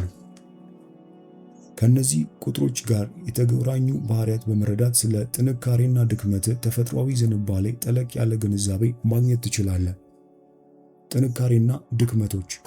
ኒውመሮሎጂ በቁጥር መግለጫ ውስጥ ባሉ የተወሰኑ ቁጥሮች ንዝረት ላይ በመመስረት የአንተን የግል ጥንካሬና ድክመት ይለያል። የላቀ ደረጃ ላይ ያለህባቸውን ፈተናዎች የሚገጥሙን ቦታዎች እንድታውቅ ያግዛል። ጥንካሬዎችህን በመረዳት ግቦችህን ለማሳካትና የግል እድገትህን ለማሳደግ መጠቀም ትችላለህ። በተመሳሳይ ድክመቶችህን ማወቅ በእነሱ ላይ እንድትሰራና ወደ ጥንካሬ እንድትቀይራቸው ያስችልሃል። ዝንባሌዎች። ኒውመሮሎጂ በህይወት ውስጥ መሰረታዊ ንድፎችንና ዝንባሌዎችን ያሳያሉ። የተወሰኑ ቁጥሮች በቁጥር መገለጫ ውስጥ ሊደገሙ ይችላሉ። ይህም ትኩረት መስጠት ያለብህ ተደጋጋሚ ትምህርቶችን ያመለክታል። እነዚህን ፓተርኖች በማወቅ ውስጥህን ማግኘት ትችላለህ። ይህ ግንዛቤ የንቃተ ህሊና ምርጫዎችን እንድታደርግና ከአሉታዊ ዑደቶች እንድትላቀቅ ያስችልሃል። የግል ዓመት ዑደቶች። በቁጥር ውስጥ ያሉ የግል ዓመት ዑደቶች በተወሰኑ የህይወት ዓመት ላይ ተጽዕኖ የሚያሳድሩ ኃይሎችን ያጎላሉ። እያንዳንዱ የግል ዓመት ዑደት ለእድገት ተግዳሮትና ለለውጦች ዕድሎችን ያቀርባል። የእያንዳንዱ ዑደት ዝርዝርን በመረዳት ልምዶችን በበለጠ ግንዛቤ ማሰስና ለአንተ የሚቀርቡትን ዕድሎች መጠቀም ትችላለህ። ኒውመሮሎጂን በመመርመርና ግንዛቤውን በመመርመር ራስህን ማወቅና ስለ እውነተኛ ማንነትህ ጠለቅ ያለ ግንዛቤን ማግኘት ትችላለህ። ይህ ግንዛቤ ነቅተህ ምርጫዎችን እንድታደርግ፣ ጠንካራ ጎኖችህን እንድትቀበል፣ በድክመቶች ላይ እንድትሰራና የበለጠ አርኪና ትክክለኛ ህይወት እንድትኖር ይረዳሃል። ራስህን ለማንጸባረቅ፣ ለግል እድገትና ከእውነተኛ አቅም ጋር ለማጣጣም እንደ ጠቃሚ መሳሪያ ሆኖ ያገለግላል። የህይወት ዓላማና መንገድ። ኒውመሮሎጂ የህይወትህን ዓላማ መከተል ያለብህን መንገድ የሚወክል የህይወት መንገድን ቁጥር ያሳያል። ከአንተ የህይወት ጎዳና ጋር በማጣጣም ግልጽነትና መመሪያን ማግኘት ትችላለህ። ከእውነተኛው ራስ ጋር የሚስማሙ ምርጫዎችን ታደርጋለህ። ኒውመሮሎጂ ስለ ተፈጥሯዊ ተሰጥኦዎችና ችሎታዎች ጠቃሚ ግንዛቤን ይሰጣል። የህይወት ጎዳና ቁጥር የህይወት ጎዳና ቁጥር የአንተን ዋና ስብዕና፣ ባህሪያት፣ የተፈጥሮ ችሎታዎችህንና አጠቃላይ የህይወት አቅጣጫን ያሳያል። የግል ፍላጎቶች ኒውመሮሎጂ ከህይወት ዓላማ ጋር የሚጣጣሙ የግል ፍላጎቶችን ለመለየት ይረዳሃል። ከስም ጋር የተቆራኙ ቁጥሮችን በመተንተን ከአንተ ጋር የሚስማሙ የህይወት ዘርፎች ላይ ግንዛቤዎችን ማግኘት ትችላለህ። ለምሳሌ በስም ውስጥ ያሉ ቁጥሮች ከፈጠራና ገላጭ ኃይሎች ጋር የሚዛመዱ ከሆነ ይህ የህይወት ዓላማ ጥበባዊ ፍላጎቶችን ወይም ራስህን መግለጽ እንደሚያካትት ሊያመለክት ይችላል። ተግዳሮቶችና እድሎች ኒውመሮሎጂ ወይም የቁጥር ጥናት በህይወት ጎዳና ላይ ሊነሱ የሚችሉ ተግዳሮቶችንና እድሎችን ያነሳል። በአንተ የቁጥር መግለጫ ውስጥ ያሉ የተወሰኑ ቁጥሮች ወይም የቁጥር ጥምረት የእድገት ቦታን ወይም ሊወስኑ የሚችሉ መሰናክሎችን ሊያመለክት ይችላል። ግላዊ እድገትና መሟላት የህይወት ዓላማህንና የቁጥር መንገድህን መረዳቱ የመመሪያና የመሟላት ስሜትን ይሰጣል። ምርጫዎችን፣ ድርጊቶችን፣ ግቦችን ከእውነተኛ ማንነትህና ዓላማ ጋር እንድታመሳሰል ያስችልሃል። የህይወት ጎዳናህን በመቀበልና ከዋናው አካልህ ሃየር ሰልፍ ጋር የሚስማሙ ተግባራትን በመከተል የበለጠ የእርካታና የእድገት ዋና ዓላማ ለራስ ልታገኝ ትችላለህ። የግል ጥንካሬዎችና ድክመቶች ኒውመሮሎጂ በመግለጫ ውስጥ ባሉ የተወሰኑ ቁጥሮች ንዝረት ላይ በመመስረት የአንተን የግል ጥንካሬና ድክመቶችን ይለያል። እነዚህን ጥንካሬና ድክመቶች መረዳት ችሎታህን ለመጠቀምና ተግዳሮቶችን በብቃት ለመዳሰስ ይረዳሃል። ጥንካሬዎችን በመቀበል ድክመቶች ላይ በመስራት የግል እድገትህን ከፍ ማድረግ ትችላለህ። የአገላለጽ ቁጥር የመግለጫ ቁጥር የዕጣ ፈንታ ቁጥር በመባል የሚታወቀው ከሙሉ ስም የተገኘ ሲሆን የተፈጥሮ ችሎታህን፣ ራስህን በዓለም ውስጥ የምትገልጸውን መንገድ ያሳያል። ከስም ጋር የተቆናኙትን ቁጥሮች በመተንተን ኒውመሮሎጂ የአንተን ጥንካሬዎች የሚያዘጋጁትን ልዩ ባህሪያት መለየት ይችላል። ለምሳሌ ከግንኙነትና አገላለጽ ጋር የተቆራኙ ጠንካራ የቁጥር መኖር ካለ በጣም ጥሩ የቃልና የጽሑፍ ግንኙነት ችሎታዎች ሊኖሩ ይችላል።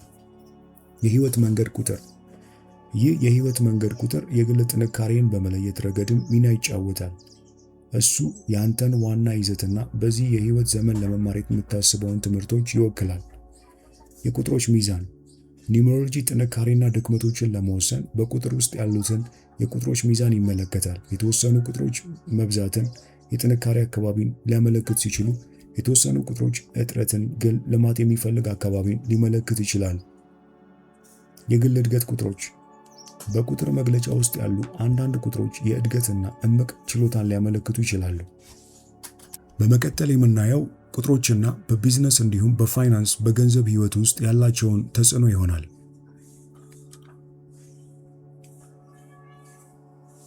ኒውመሮሎጂ በቢዝነስና ፋይናንስ ውስጥ ኒውመሮሎጂ በንግድና ፋይናንስ ዓለም ውስጥ ጠቃሚ መሳሪያ ሊሆን ይችላል። ይህም ከተለያዩ የንግድ ጉዳዮች ጋር በተያያዙ የኃይል ንዝረቶችና ሊሆኑ የሚችሉ ውጤቶች ላይ ግንዛቤ ይሰጣል። የቁጥር መርሆች በተግባር ግለሰቦችን በመረጃ ላይ የተመሰረተ ውሳኔ ሊወስኑ፣ እድሎችን መለየትና አጠቃላይ ስኬታቸውን ማሳደግ ይችላሉ። በዚህ ምዕራፍ ውስጥ በንግድና በፋይናንስ ውስጥ የቁጥሮችን አተገባበር እንመለከታለን። የንግድ ስም ትንተና ኒውመሮሎጂ የንግድ ስም ንዝረትንና ጉልበትን ለመተንተን ይጠቅማል። በስሙ ውስጥ ያሉት እያንዳንዱ ፊደል የተወሰነ የቁጥር እሴት ይይዛል እና እነዚህን እሴቶች አንድ ላይ በማከል ለንግድ ሥራው የቁጥር መገለጫ ሊፈጥር ይችላል። ይህ ትንተና ከንግድ ጋር የተያያዙትን ጥንካሬዎች፣ ድክመቶችና እምቅ ዕድሎች ያሳያል። ኒውመሮሎጂ ለእያንዳንዱ ፊደል አሃዛዊ እሴቶችን ይሰጣል። እነዚህ እሴቶች የንግድ ስም የተለያዩ የቁጥር ገጽታዎችን ለማስላት ያገለግላሉ። በቁጥር ጥናት ውስጥ የንግድ ስም ትንተና እንዴት እንደሚሰራ አጠቃላይ እይታ በመቀጠል እናያለን። ጽሑፎችን ወደ ቁጥሮች ቀይር። በቁጥር አሃዛዊ አሰራር መሰረት ለእያንዳንዱ የንግድ ስም ፊደላት የቁጥር እሴት ይመድቡ። ለምሳሌ በፓይታጎሪያን የቁጥር ስርዓት ኤ ይሆናል 1፣ ቢ ይሆናል 2፣ ሲ ይሆናል 3 ወዘተ። ዕጣ ፈንታ ወይም የአገላለጽ ቁጥርን አስሉ። አንድ አሃዝ ወይም ማስተር ቁጥር ለማግኘት በንግድ ውስጥ ያሉትን ሁሉንም ፊደሎች አሃዛዊ እሴቶችን ይደምሩ። ይህ ቁጥር የንግድ አጠቃላይ ጉልበትና አገላለጽን ይወክላል። የንግዱን ዓላማ እምቅ አቅም፣ አጠቃላይ ማንነት ግንዛቤዎችን ይሰጣል። የዕጣ ፈንታ ቁጥር መተርጎም ከዕጣ ፈንታ ቁጥር ጋር የተያያዙትን ትርጉሞችና ባህሪያቶችን ተንትን። ለምሳሌ የዕድል ቁጥር 1 ያለው ንግድ አመራር፣ ፈጠራና ነፃነትን ሊያመለክት ይችላል። የግለሰብ ፊደል እሴቶችን መተንተን ከተወሰኑ ፊደላት ጋር የተያያዙ ጥንካሬዎችና ድክመቶችን ለመለየት የእያንዳንዱን ፊደል አሃዛዊ እሴት በንግድ ስም መርምር። አንዳንድ ቁጥሮች የንግዱን ጉልበት ሊነኩ የሚችሉ ምቹ ወይም ፈታኝ ባህሪያት ሊኖራቸው ይችላል። ለምሳሌ ኤም የሚለው ፊደል ከተግባራዊና ከመረጋጋት ጋር የተያያዘ ነው። ምክንያቱም ኤም በፓይታጎረስ ኒውሜሮሎጂ ዋጋው 4 ነው። አር የሚለው ፊደል ደግሞ ፈጠራንና መላመድን ይወክላል። ምክንያቱም አር ዋጋ 9 ነው። የቁጥር ውህደቶችን አስብ። ከእያንዳንዱ ስም የሚመጡትን የቁጥር ውህደቶችን ወይም ፓይታጎረሶችን ይተንትን። የተወሰኑ የቁጥር ጥምረቶች ምቹ ወይም ፈታኝ ኃይሎችን ሊያመለክቱ ይችላሉ። ለምሳሌ የቁጥር 8 ጠንከር ያለ የንግድ ሥራ ከብልጽግናና ስኬት ጋር የተቆራኘ ለፋይናንሻል እድገት ዕድሎች ሊጠቁም ይችላል። አጠቃላይ የቁጥር ሚዛንን መገምገም የንግዱን ስም አጠቃላይ የቁጥር ሚዛንና ስምምነት ገምገም። የተለያዩ ቁጥሮችንና ኃይሎችን ማመጣጠን ለንግዱ አጠቃላይ ስኬትና መረጋጋት አስተዋጽኦ ያደርጋል። የአንዳንድ ቁጥሮች አለመመጣጠን ወይም መብዛት ሊሆን የሚችሉ ተግዳሮቶችን ወይም ትኩረት የሚሹ አካባቢዎችን ሊያመለክት ይችላል። የግል ኒውሜሮሎጂ ለንግድ ባለቤቶች የቁጥር ጥናት በንግድ ሥራ ፈጣሪዎች ወይም ቁልፍ ውሳኔ ሰጪዎች ሲኢኦ የልደት ቀንና ስሞች ላይ ሊተገበር ይችላል። የቁጥራቸውን መገለጫዎች በመረዳት ግለሰቦች ስለ ተፈጥሯዊ ጥንካሬዎቻቸውና ችሎታዎቻቸው ግንዛቤ ሊያገኙ ይችላሉ። ይህም በንግድ ውስጥ ያላቸውን ሚና ማሳወቅ ይችላል። በተጨማሪም በንግድ አጋሮች መካከል ያለውን መጣጣም በቁጥር ጥናት ሊመረመር ይችላል። ይህም ጠንካራና እርስ በርስ የሚስማማ የንግድ ግንኙነት ለመገንባት በእጅጉ ይረዳል። የህይወት ጎዳና ቁጥር የህይወት ጎዳና ቁጥር የሚሰላው ግለሰቡ ከተወለደበት ቀን ጀምሮ ሲሆን የህይወታቸውን ዓላማና አጠቃላይ መንገድ ይወክላል። ለንግድ ሥራ ባለቤቶች የህይወት ጎዳና ቁጥራቸውን መረዳታቸው ከንግድ ሥራ ጋር የሚጣጣሙ በተፈጥሯቸው ጥንካሬዎች፣ ተሰጥኦዎችና የትኩረት መስኮች ግንዛቤዎች ሊሰጥ ይችላል። ለምሳሌ የህይወት ጎዳና ቁጥር 1 ያለው የንግድ ሥራ ባለቤት ጠንካራ የአመራር ባህሪያት ሊኖረው ይችላል። 9 ቁጥር ያለው የህይወት ጎዳና ያለው ቁጥር ሰው በዓለም ላይ አዎንታዊ ተጽዕኖ ለማሳደር ባለው ፍላጎት ሊመራ ይችላል። የአገላለጽ ቁጥር ከግለሰቡ ሙሉ የትውልድ ስም የሚሰላው የአገላለጽ ቁጥር የተፈጥሮ ችሎታውን፣ የመግባቢያ ስልቱንና ሐሳባቸውን እንዴት እንደሚገልጹ ያሳያል። ለንግድ ሥራ ባለቤቶች የመግለጫው ቁጥር በግንኙነትና በግብይት ክህሎታቸው፣ በአመራር ችሎታዎቻቸውና በአጠቃላይ የንግድ ሥራ አቀራረብ ላይ ብርሃን ሊፈጥር ይችላል። ይህንን ቁጥር መረዳቱ የንግድ ሥራ ባለቤቶች ጥንካሬዎቻቸውን እንዲያሳድጉና በሥራ ፈጠራ ጉዟቸው ውስጥ ትክክለኛ ድምፃቸውን እንዲያገኙ ያግዛቸዋል። ሌላኛው የግል ዓመት ቁጥር ሲሆን የግላዊ ዓመት ቁጥር የሚሰላው ከግለሰቡ የትውልድ ቀን፣ ወር፣ አሁን ካለው የቀን መቁጠሪያ ዓመተ ምህረት ነው። እሱ በአንድ የተወሰነ ዓመት ውስጥ የሚገኙትን ኃይሎችና ዕድሎች ይወክላል። የንግድ ሥራ ባለቤቶች በንግድ ሥራቸው ላይ ተጽዕኖ ሊያሳድሩ ስለሚችሉ ዑደቶችና አዝማሚያዎች ግንዛቤን ለማግኘት የግል ዓመት ቁጥራቸውን መጠቀም ይችላሉ። ከዚህ መጽሐፍ የምናየው የመጀመሪያው ክፍል ይህን ይመስላል። ሁለተኛው ክፍል የከዋክብትን ሚስጥር መግለጽ ሲሆን ይህም ስለ ከዋክብትና ሚስጥሮቻቸው በስፋት የምንዳሰስበት ሁለተኛው ክፍል ነው።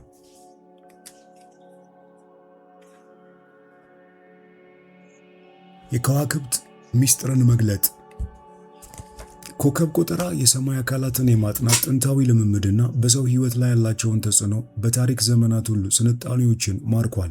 በዚህ ምዕራፍ ሁለተኛው ክፍል በከዋክብትና ፕላኔቶች ውስጥ የተደበቀውን ጥልቅ ጥበብ በመዳሰስ ወደ ሰማይ ጉዞ እንጀምራለን። የኮከብ ቆጠራ ጥናት የሚጀምረው ምድራችንን የሚከበውን የከዋክብት ቀበቶ በሆነው በዞዳይክ ነው። እያንዳንዱ የዞዳይክ ምልክት ከተወሰኑ ባህሪያትና ገዢ ፕላኔቶች ጋር የተቆራኘ ነው። ይህም ስለ ስብዕናችን፣ ግንኙነታችንና የህይወት ጎዳና ጥልቅ ግንዛቤዎችን ይሰጣል። 12ቱ የዞዳይክ ምልክቶችን እንመረምራለን። በመንገድ ላይ ከእያንዳንዱ ምልክት ጋር የተያያዙ ልዩ ባህሪያትን፣ ጥንካሬዎችንና ተግዳሮቶችን ያገኛሉ። ኤሪየስ ከማርች 21 እስከ ኤፕሪል 19 የዞዳይክ የመጀመሪያው ምልክት የሆነው ኤሪየስ ደፋርና ጀብደኛ አቅኚ መንፈስን ያካትታል። የተግባር ፕላኔት በሆነችው በማርስ የሚመራው የኤሪየስ ግለሰቦች በድፍረት በፍላጎታቸውና በጋለ ስሜት ይታወቃሉ። በተለዋዋጭና ፈታኝ ሁኔታዎች ውስጥ የመምራትና የማደግ ተፈጥሯዊ ችሎታ አላቸው። በእሳታማ ጉልበታቸው አሪየስ ስሜትን ማቀጣጠልና በዙሪያቸው ያሉትን ማነሳሳት ይችላሉ። ነገር ግን ድንገተኛ ተፈጥሯቸውና ለቅጽበታዊ እርካታ ፍላጎት አንዳንድ ጊዜ ትዕግስት ማጣትና ግዴለሽነት ሊያስከትሉ ይችላሉ። አሪየስ ጉልበታቸውን ወደ ግለሰባዊነት እንዲገልጹና ነፃነታቸውን እንዲያረጋግጡ በሚያስችለው ፕሮጀክት ውስጥ ሲሆኑ ያድጋሉ። ቀጣዩ ታውረስ ነው። ይህም ከኤፕሪል 20 እስከ ሜይ 20። ታውረስ በቬኑስ የሚገዛ የምድር ምልክት መረጋጋትን፣ ስሜታዊነትንና ተግባራዊነትን ያካትታል። ታውረሶች በመሰረታዊ ተፈጥሯቸውና በሁሉም የህይወት ዘርፎች ጠንካራ መሰረት በመፍጠር ችሎታቸው ይታወቃሉ። ደህንነት፣ ቁሳዊ ምቾትና በህይወት ደስታን ከፍ አድርገው ይመለከታሉ። በማያወላውል ቁርጠኝነትና በትዕግስት ታውረስ ግለሰቦች ታላላቅ ስራዎችን ማከናወን ይችላሉ። ይሁን እንጂ ግትርነታቸውና ለውጥን መቃወም አንዳንድ ጊዜ እድገታቸውን ሊያደናቅፍ ይችላል። ታውረስ የሚበለጽገው በተግባራዊነታቸውና በህይወት ስሜታዊ ደስታዎች ውስጥ የመሳተፍ ችሎታቸው መካከል ሚዛን ሲያገኙ ነው። ጀሚኒ ሜይ 21 እስከ ጁን 20። ጀሚኒ በሜርኩሪ የሚገዛ የአየር ምልክት በጠንካራ አእምሯቸው፣ ሁለገብ ችሎታና ጥሩ የመግባባት ችሎታ ተለይተው ይታወቃሉ። ጀሚኒዎች በውይይቶች ሐሳቦችን በመለዋወጥ የበለጸጉ ተፈጥሯዊ ማህበራዊ ቢራቢሮዎች ናቸው።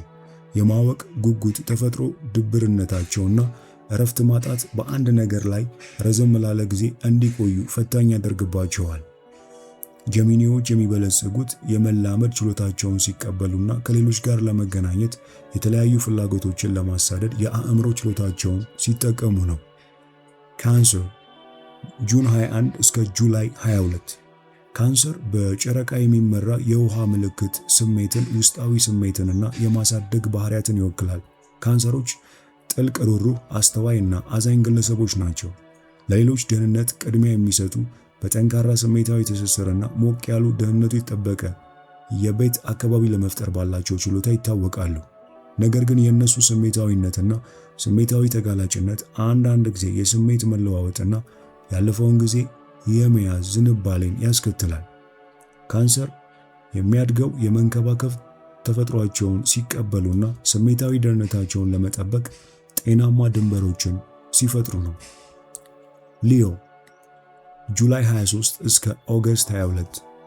ሊዮ በፀሐይ የሚመራ የእሳት ምልክት ሲሆን በራስ መተማመን፣ ፈጠራና የተፈጥሮ አመራርን ያካትታል። ሊዮዎች የመግነጢሳዊነት መገኘትና የድራማ ችሎታ አላቸው። በትኩረት ብርሃን ውስጥ ያድጋሉ። ሌሎችን ለማነሳሳት ተፈጥሯዊ ተሰጥኦ አላቸው። ልበ ሞቅ ባለ ተፈጥሯዊ ሊዮ ለጋስና ለወዳጆቻቸው ታማኝ መሆን ያስደስታቸዋል። ይሁን እንጂ ትኩረታቸውና ዕውቅና የማግኘት ፍላጎታቸው በአንድ ጊዜ ወደ እብሪተኝነት ወይም ወደ ራስ ወዳድነት ሊያመራ ይችላል። ሊዮ የፈጠራ ችሎታቸውና የመሪነት ችሎታቸውን ተጠቅመው ሌሎችን ከፍ ለማድረግና ለማበረታታት በማህበረሰባቸው ውስጥ አዎንታዊ ተጽዕኖ ሲፈጥሩ ያድጋሉ። ቪርጎ ከኦገስት 23 እስከ ሴፕቴምበር 22። ቪርጎ በሜርኩሪ የምትገዛው የምድር ምልክት በተግባራዊነታቸው፣ በትኩረትና በመተንተን አስተሳሰባቸው ይታወቃሉ። ቪርጎዎች ለዝርዝር እይታ ከፍተኛ ትኩረት አላቸው። ጥሩ ችግር የመፍታት ችሎታ አላቸው።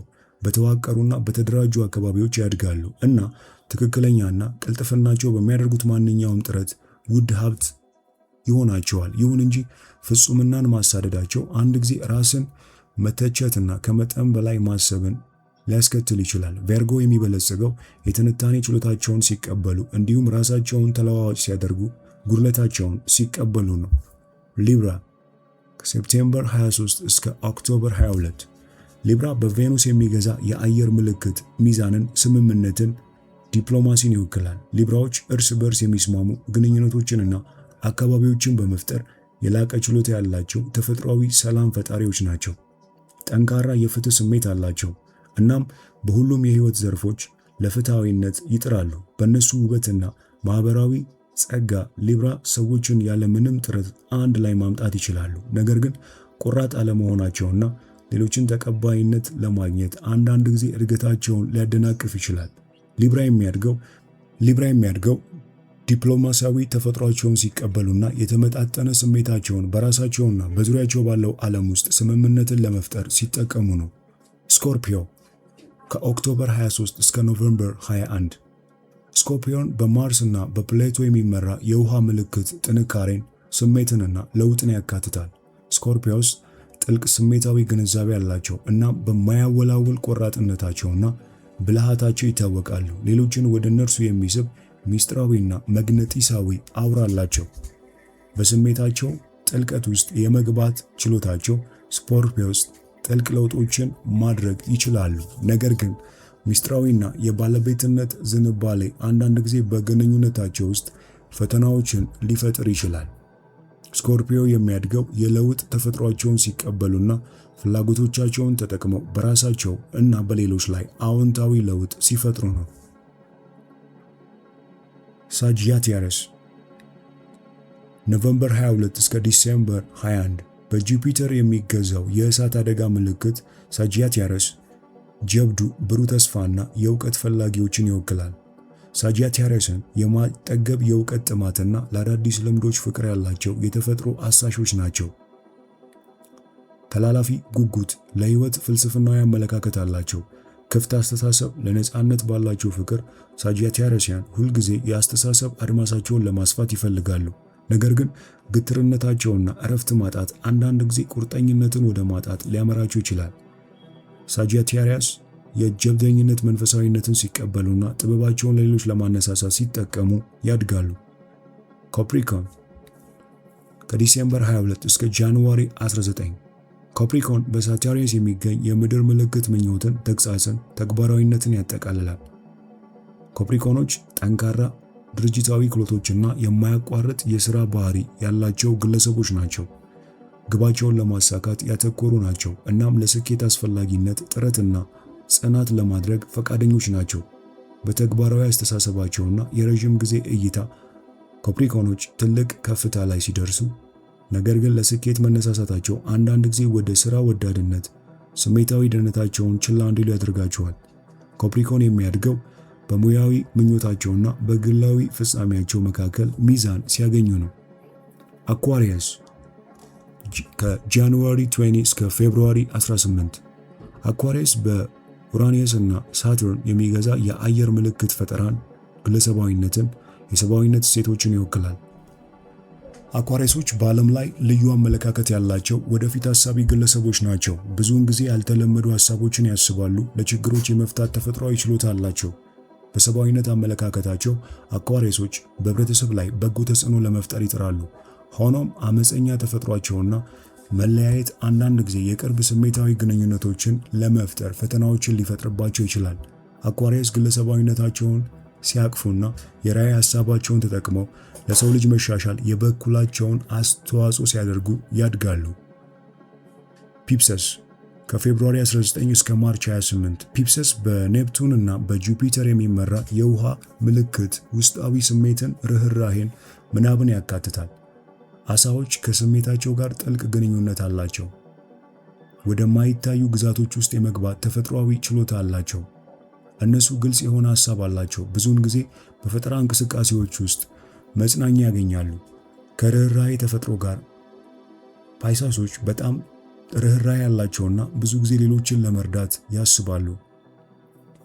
ፒሰሶች በጣም ርህራሄ ያላቸው፣ ሌሎችን ይረዳሉ። ነገር ግን የመሸሽ ስሜታቸውና ዝንባሌያቸው አንዳንድ ጊዜ ግራ መጋባትን ወይም የመጨናነቅ ስሜትን ሊያስከትል ይችላል። ይህን የሚያዳብሩት የሚታወቁ ስጦታቸውን ሲቀበሉና ራሳቸውን ሲጠቀሙ ነው። ለራሳቸውና ሌሎችን ያን ጊዜ ፈውስ ይሆናሉ። እነዚህ 12ቱ የዞዳይክ ምልክቶች በጥልቀት ስንመረምር ከእያንዳንዱ ምልክት ጋር የተያያዙ ልዩ ባህሪያትን፣ ጥንካሬዎችንና ተግዳሮቶችን የበለጠ እናገኛለን። ቀሪዎቹን የዞዳይክ ምልክቶች በዝርዝር በምንመለከትበት በሚቀጥሉት ሐሳቦች ውስጥ ኮከብ ቆጠራ ከፀሐይ ምልክት ያልፋል። የጨረቃን፣ ሜርኩሪን፣ ቬኑስን፣ ማርስን፣ ጁፒተርን፣ ሳተርንን፣ ዩራኒየስን፣ ኔፕተንንና ፕላቶን በኮከብ ቆጠራ ትርጓሜያችን እዚህ ውስጥ እናያለን። እነዚህ የሰማይ አካላት በልዩ ኃይላቸው በትውልድ ገበታዎች ላይ ውስብስብነትን ይጨምራሉ። በስሜታችን፣ በተግባቦት ዘይቤ፣ በፍቅር ህይወት፣ በሙያና በመንፈሳዊ እድገት ላይ ተጽዕኖ ያሳድራሉ። በተጨማሪም የግል እድገት ያሉ የተለያዩ የህይወት ዘርፎችን የሚወክሉ የኮከብ ቆጠራ ቤቶችን ያሳያሉ። በእነዚህ ቤቶች ውስጥ የፕላኔቶችን አቀማመጥ በመረዳት ስለ ህይወታችን የተለያዩ ገጽታዎችንና እንዴት እርስ በርስ እንደሚጣመሩ ጠቃሚ ግንዛቤዎችን ይሰጡናል። ኮከብ ቆጠራ እንዲሁም በጊዜ ሂደት ጉዟችን የሚቀርጹትን ሳይክሊካል ንድፎችና ጉልህ መሸጋገሪያዎችን የሚገልጽ ትንበያ አስትሮሎጂ እንመረምራለን። የዳግም ግርዶሽ ተጽዕኖን ከመረዳት ጀምሮ የግርዶሽ ኃይልን ወደ መጠቀም የሴላስቲያን ሞገዶች እንዴት ማሰስ እና የኮስሚክ ኃይሎችን በአግባቡ መጠቀም እንዴት እንደምትችሉ ይህ መጽሐፍ ውስጥ ሙሉ ሐሳቡ ስላለ የተሻለ ይህንን መጽሐፍ ገዝቶ ማንበብ እጅግ በጣም አዋጭ ነው። አሁን ወደ ሶስተኛውና ከዚህ መጽሐፍ ወደ መናየው የመጨረሻው ክፍል ደርሰናል። ይህም የመድኃፍ ሚስጥሮችን መፍታት ይሆናል። በመቀጠል እሱን የምናይ ይሆናል።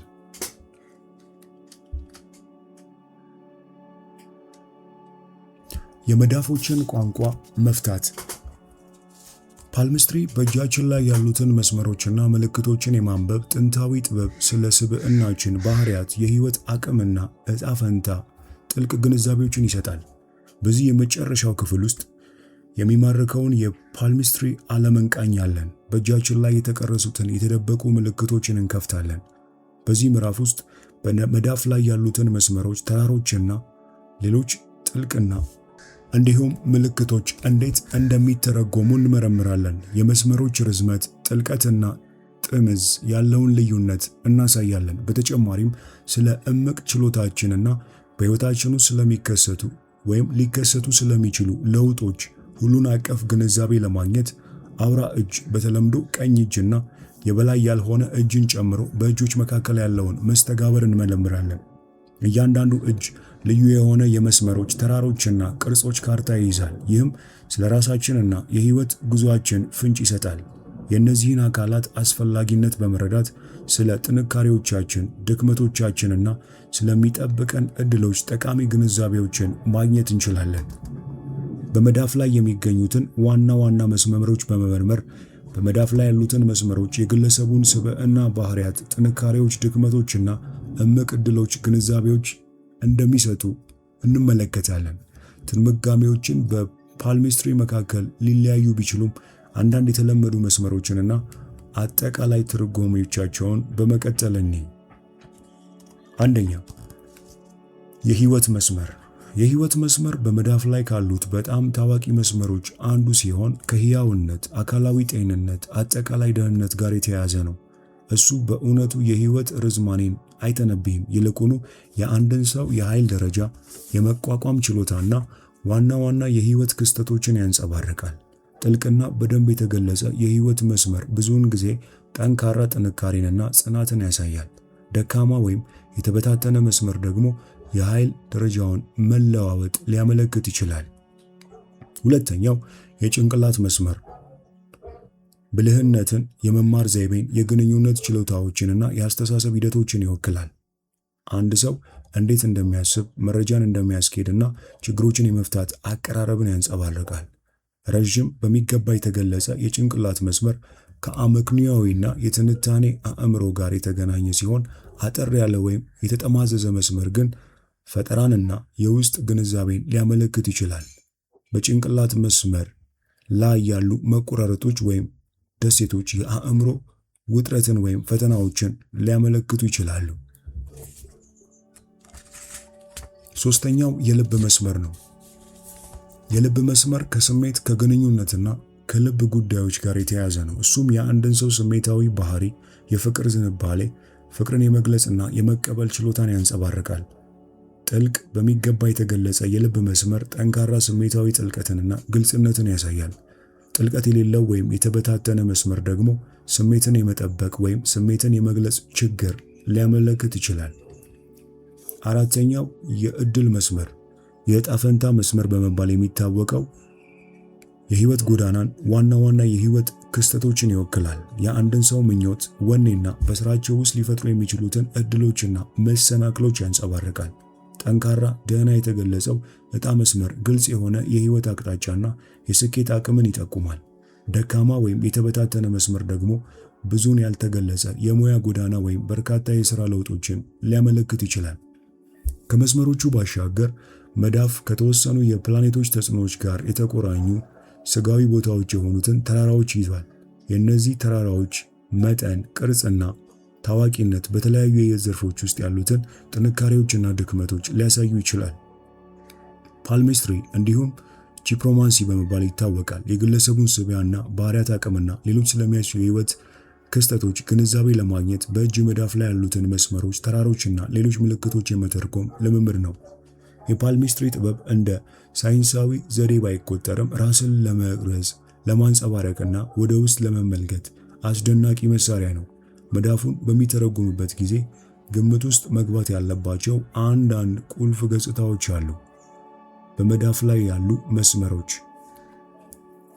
መዳፍ የህይወት መስመርን፣ የጭንቅላት መስመርን፣ የልብ መስመርንና የጣፈንታ መስመርን ጨምሮ በመዳፍ ውስጥ በብዛት የሚተነተኑ በርካታ ዋና መስመሮችን ይዛል።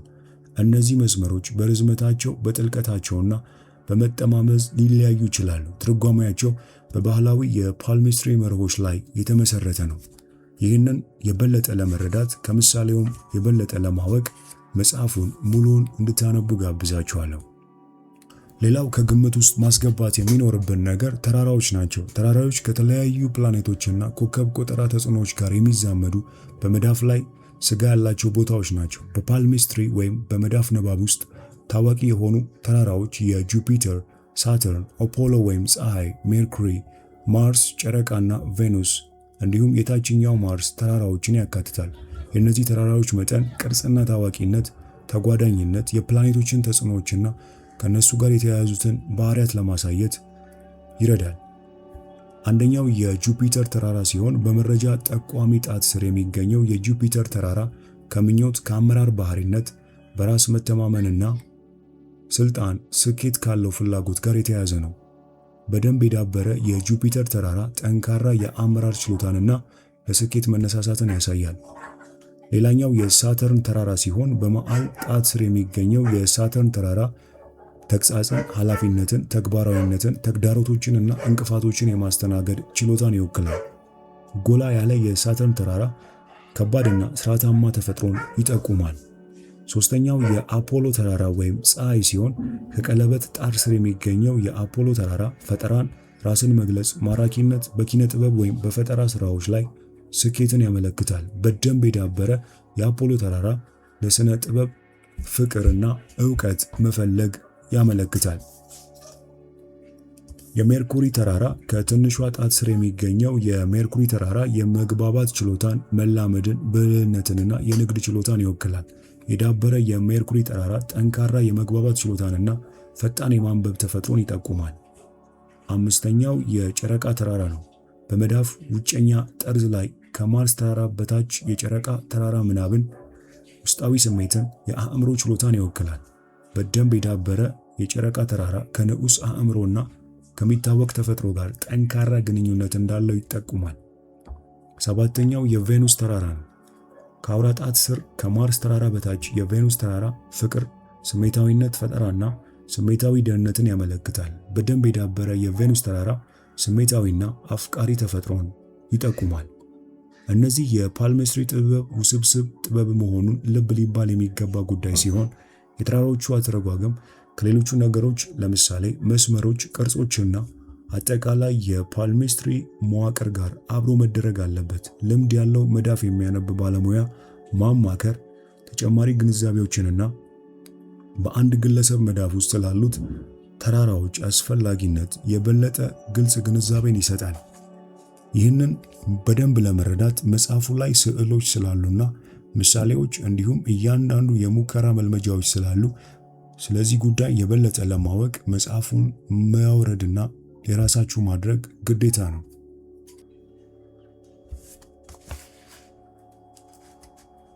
አሁን ከዚህ መጽሐፍ ወደምናየው የመጨረሻው ክፍል ደርሰናል። ይህም የፓልሜስትሪ ቴክኒኮችንና ትርጓሜዎቻቸውን በስፋት ምዕራፍ ነው። የመዳፍ ንባብ ፓልሜስትሪ በመባል ይታወቃል። መስመሮችን፣ ተራራዎችንና ሌሎች በእጅ መዳፍ ላይ ያሉ ምልክቶችን የማንበብና የመተርጎም ጥበብ ነው። የግለሰቡን የስብዕና ባህሪ፣ አቅምና የህይወት ክህሎቶች ግን ግንዛቤ የሚሰጥ ጥንታዊ ተግባር ነው። በዚህ ምዕራፍ ውስጥ የተለያዩ የፓልሜስትሪ ቴክኒኮችንና ትርጓሜዎችን አንድ በአንድ እንቃኛለን። የእጅ ቅርጽ። በፓልሜስትሪ ውስጥ የመጀመሪያው እርምጃ የእጅን ቅርጽ መወሰን ነው። 4 ዋና የእጅ ቅርጾች አሉ፤ ምድር፣ አየር፣ ውሃና እሳት። እያንዳንዱ ቅርጽ ከተለያዩ የባህሪ መገለጫዎችና ንጥረ ነገሮች ተጽዕኖዎች ጋር የተያያዘ ነው። በመዳፍ ውስጥ የእጅ ቅርጽ የአንድን ግለሰብ ባህሪና እምቅ ችሎታ ለመረዳት እንደ አስፈላጊ ነገር ይቆጠራል። የእጅ ቅርጽ የሚወሰኑት በጣቶች፣ በመዳፎችና በአጠቃላይ የእጅ አሰራር አንጻራዊ መጠንና ታዋቂነት ነው። በፓልሜስትሪ ውስጥ 4 ዋና ዋና የእጅ ቅርጾች አሉ፤ ምድር፣ አየር፣ ውሃና እሳት። አንደኛው የምድር እጅ ነው። 4 ማዕዘን ቅርጽ ያለው ጣቶች ያሉት፣ ጣቶቹ በአጠቃላይ ከመዳፍ ጋር እኩል ናቸው። አጠቃላይ ገጽታው ጠንካራ ነው። የምድር እጆች ያላቸው ሰዎች በተለምዶ ተግባራዊ፣ አስተማማኝና መሰረት ያላቸው ናቸው። ታታሪ፣ ኃላፊነት የሚሰማቸውና በተግባራዊ ጉዳዮች ላይ ያተኩራሉ። ለህይወት ተግባራዊ አቀራረብ አላቸው። ብዙውን ጊዜ ፋይናንስና ቁሳዊ ሀብቶችን በማስተዳደር ረገድ ጥሩ ናቸው። ሁለተኛው የአየር እጅ ነው። የአየር እጅ የሚለው ባለ 4 ማዕዘን ቅርጽ ባለው መዳፍ ረዥም ጣቶች ነው። ጣቶቹ ብዙውን ጊዜ ከመዳፍ የበለጠ ጎልተው ይታያሉ። የአየር እጆች ያላቸው ሰዎች በአእምሯቸው፣ በመግባቢያ ችሎታዎቻቸውና በማወቅ ጉጉት ይታወቃሉ።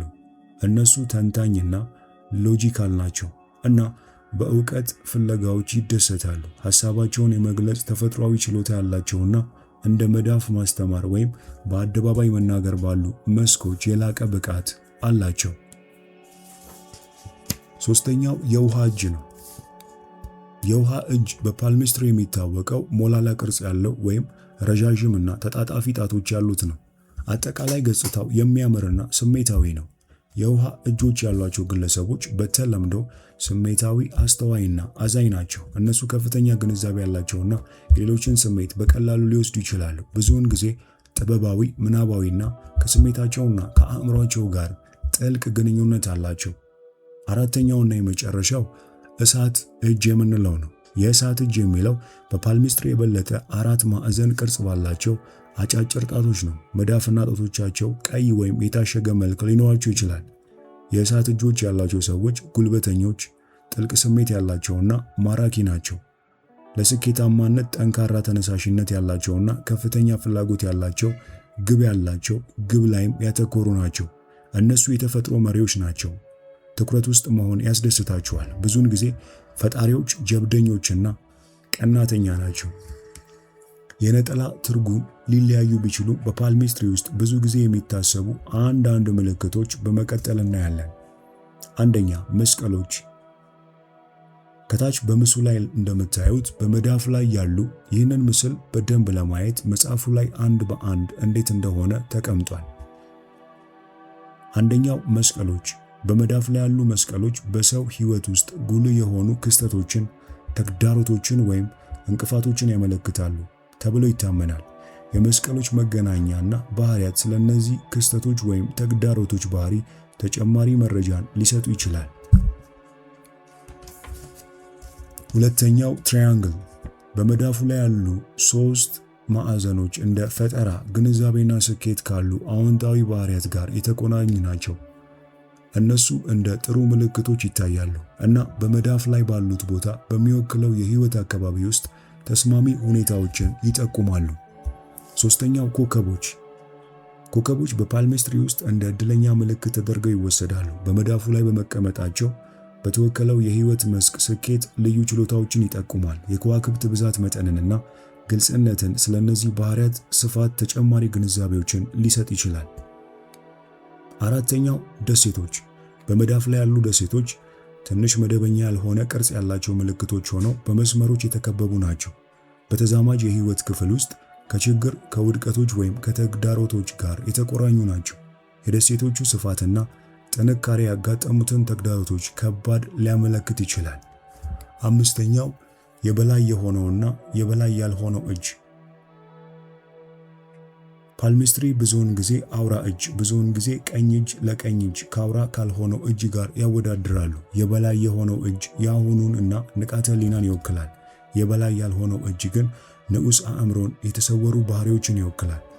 ሁለቱንም እጆች ማወዳደር የግለሰቡን አቅምና በህይወቱ ውስጥ በሙሉ ሊከሰቱ ስለሚችሉ ለውጦች አጠቃላይ ግንዛቤን ይሰጣል።